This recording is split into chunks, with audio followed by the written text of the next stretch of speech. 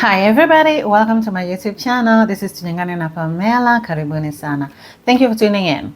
So this is part 2 ya mambo ya ndoa. Ninaongelea ndoa this time around. And so last week niliongelea 3 stages za ndoa ambazo lazima I believe zipitie. And today nikasema kwamba nitaenda a bit like a deeper into stage 2 ya experience ya ndoa yangu na mume wangu katika stage ya pili. So before unavyokuwa unaingia katika ndoa nilisikiaga kwamba unavyokuwa unaingia katika ndoa, the first year is honeymoon and all that, like it's all rosy. And for me it wasn't like that, kwa sababu tuliingia stage ya pili ya ndoa pretty quickly. And so it was easy for me to think kwamba niko katika wrong marriage. Why? Because of what I heard before, kwamba mwaka kwanza ndoa is supposed to be like honeymoon stage, and for us it wasn't that at all. So nilikuwa na hii perception ya kusema kwamba okay, maybe nimeingia katika wrong marriage. I thought it was in the wrong marriage. Na tulikuja kugundua kwa nini. Kwa sababu we argued, we disagreed, we both had learning to do, of which we started a bit later, after we went through what we went through. And let me share some of the things ambazo zilitufanya tuingie katika hiyo stage 2 na tukae katika hiyo stage 2. Ni vitu gani ambavyo kidogo vingeweza kufanya ndoa yetu iweze kuvunjika, na pia ni vitu gani ambavyo vilifanya ndoa ionekane kama it's not a good ndoa. Cha kwanza, tulikuwa tuna situationship. Tulikuwa tuna situation ambayo tulikuwa tunapitia. So hali yetu ya ndoa ya mwaka wa kwanza ilikuwa ina mambo mengi. Mimi nilikuwa ninafanya masters. So soon as tumeona mwezi wa 7, and then nikaanza chuo mwezi wa 9 au mwezi wa 10, I think wa 9 au wa 10 thereabout. So we had at least some free time, at least 3 months. He was working, I was home, I was like homemaking. That was good. And so soon after nikaanza chuo, I was doing my masters. Now at the same time yeye alikuwa anafanya kazi full time. So he was a sole provider. So you can pretty much tell finances were tight. Kwa sababu mimi ninasoma, sifanyi kazi, yeye anafanya kazi full time. So money was tight, and for him, tulivyokuja kuongea baadaye, for him at that time alikuwa anataka ku provide the best for me. He wanted to be there for me because he's taken me out of my father's house and now he wants to provide. So he wanted the best for me. And for me, nilikuwa na stress za assignments, the dissertations, presentations and all that. And so by the time I get home, I am tired, I am stressed. And meeting him, kukutana naye nyumbani, yeye akiwa ana stress kuhusu finance. Maana yeye ndo alikuwa anapanga finance, kusema kwamba okay, hii tunafanya hiki, hii nafanya hiki. Alafu by the end of it all, hela haitoshi. Anakuwa na stress. The mistake that we did was we did not communicate. We had no idea of tulikuwa hatuna communication skills nzuri. Looking back, kila mtu alikuwa ana sit with their feelings, and kila mtu alikuwa anakuwa stressed kivyake. So you can imagine, hamjui ku communicate, and kila mtu ana stress zake na hamuelewani. So that was one. Cha pili, tulikuwa tuna differences in upbringing. It show up a lot in our marriage. Utofauti katika ukuaji wetu kana kwamba ilikuwa ni kama sort of like extremes. Naweza nikatolea mfano wa celebrations. Sisi, me growing up, celebrating anything was a big deal. Iwe ni New Year's, iwe ni Christmas, iwe ni birthday, iwe ni nini, we celebrate. Ila kwa wao, ilikuwa not a big deal. Sio something ambayo ilikuwa considered important.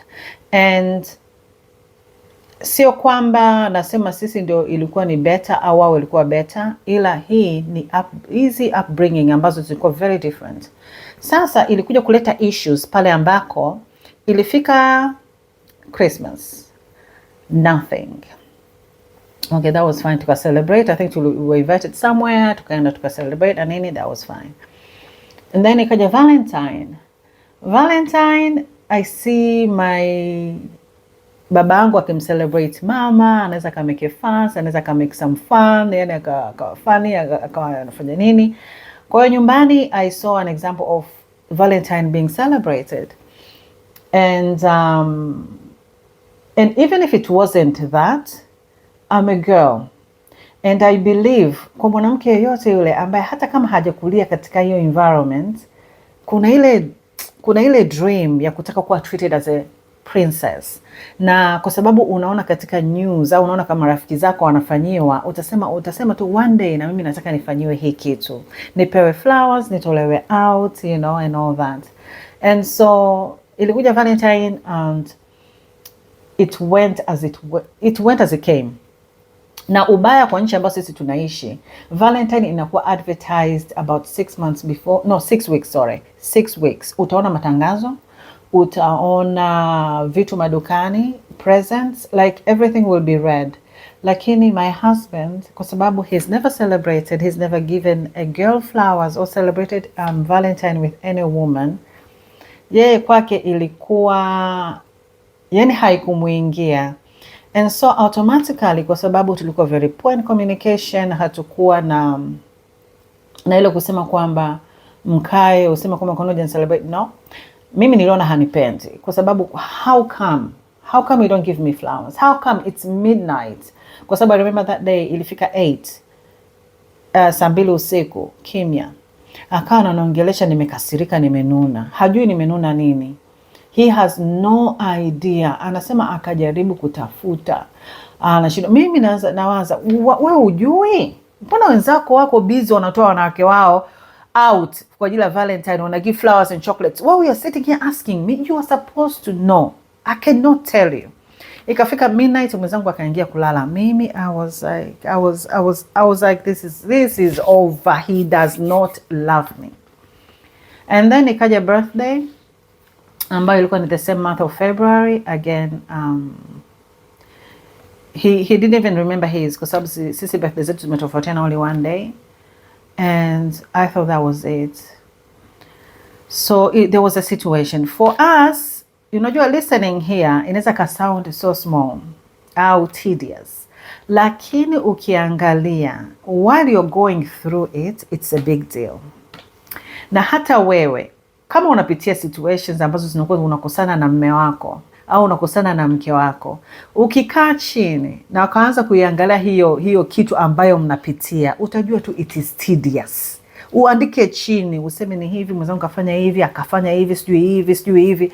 By the time you're reading it aloud, honestly utaona ni very tedious. Ila while you're going through it, I understand it can be very painful. Kwa sababu for me, kwa sababu ya background, I expected him to do what I was receiving, lakini he wasn't there. And him alikuwa ana expect me kuwa kama yeye, lakini mimi sikuwa katika familia yao. So the thing that we did later on was to communicate na try to understand ni background aina gani ambayo umekuwa. Like mlikuwa mna celebrate, no, why? Nyinyi mlikuwa mna celebrate, why did you have to celebrate? I mean, it's your birthday, like why do you need to celebrate? You're already born. And it made sense, and I made sense, but we had to come to kufikia mahala ambako unaweza tukaelewana. Kitu kingine ambacho tulikuwa tunapitia ni tabia, behaviors. This was an issue. In life, kila mtu ana baggage. It doesn't matter ni familia ina gani umekulia. Whether umekulia katika royal family, umekulia katika familia ya kiraisi, ya kiwaziri, ya kitajiri, ya kimaskini, everybody has a baggage. Kila mtu ana kale ka trauma, kale ka tabia ambako siko. That is called being human. And so, sisi kila mtu aliingia na baggage yake. We came as we came. Vitabia ambavyo vingine vinaeleweka, vingine havieleweki. Vingine ambavyo mwenzako unaweza ukasema kwamba huyu mtu ni ametoka Mars or Venus. You don't understand. For me, nilikuwa na tabia ya kununa. My goodness, mimi nilikuwa naweza nikanuna for week. Yeah, like for 7 days easy. Na naweza nikanuna, mwenzangu asijua nimenunia nini, na nilikuwa na expect for him to know. Au, I remember there's this one time nilinuna and at the end of it nikasahau nilikuwa nimenuna nini. Na kuna wakati na mpaka to the point kwamba ilikuwa nafika point naweza nikanuna kitu, alafu kwa sababu mwenzangu amechoka kuniuliza like what's wrong, what's going on, mimi siongei nimenuna. Anaweza kujaribu kufanya hivi, anaweza kujaribu akapika labda samdina au akaanza nimenuna. Akafikia point akachoka. Na alivyokuwa anaanza kuchoka na yeye akawa anaingia katika na yeye ananunia. Sasa nikawa naingia nimenuna kwa sababu amenikosea, alafu na double the kununa kwa sababu kwa nini aninunie. So you can understand like vitabia ambavyo mtu unakuwa unaingia navyo. Like mimi najiona niko in the right kwa sababu nimenuna umenikosea. But in all honesty, why for days? Like why do you go on kununa for days? Na mwenzangu alikuwa hajazoea, anasema wao kwao ilikuwa ikitokea issue you deal with it done and you go on. Like hakuna mtu ambaye atakubembeleza au kukufanya kwamba uonekane kwamba sijui. No, walikuwa wamezoea hivyo. And so me, kwa sababu alikuwa hanibembelezi sana au hata akijaribu labda kuna ways ambazo nilikuwa nataka yeye mwenyewe afanye hivyo vitu lakini hawezi kufanya kwa sababu hajui nini anachotakiwa kukifanya, akawa anaona this is wrong. So hiyo ni katika baggage kangu kamoja ambako niliingia nako, and I had to learn how to niweze kuachana navyo kwa sababu ilikuwa ni ujinga na uonevu na and all that. Na yeye alikuja na baggage zake ambazo zilikuwa zinaniumiza, na yeye akabidi sasa aanze kubadilika. To be honest, hizi tabia ni solvable. And kama huna msuli wa kukubali your weakness au ujinga wako, weakness yako, mapungufu yako, unaweza break marriage just like that, ukibelieve kwamba wewe uko perfect. Lakini believe you me, kila mtu ana baggage. As I said before, it doesn't matter what kind of family you've come, high income family, low income family, kawaida, kila mtu ana baggage yake.